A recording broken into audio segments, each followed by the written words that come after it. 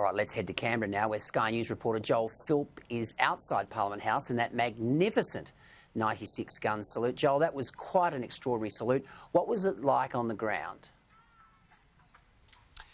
Well, Peter, the most notable thing really was that when each of those volleys fired, the wave really hit you in the chest. You could feel it. It was a very incredible moment, and of course, it's probably a feeling that a lot of people were feeling when they heard that news. We had hundreds of people here gathered at the forecourt of Parliament House, sitting alongside this water feature, many of them looking out at old Parliament House and the lawns here to watch this moment.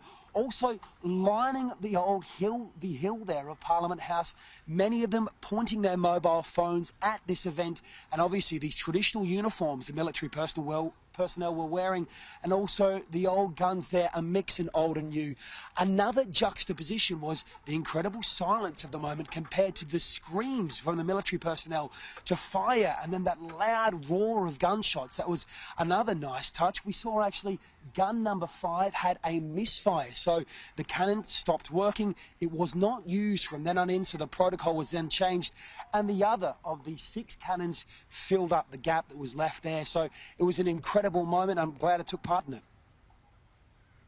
Joel, what was the mood around Parliament today? Was it sombre, or was it sort of celebratory that, we'd been exposed to this wonderful, wonderful monarch for more than 70 years?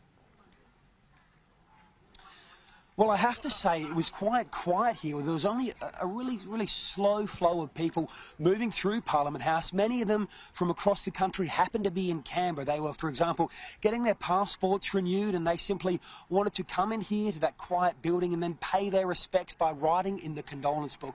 But what was really quite special was the small details, things like the police here and the security personnel were all wearing formal uniforms, and at Government House, there were lines that were set up so people could come to visit. It was very clear that this has been a process that has been carefully planned over a long period of time.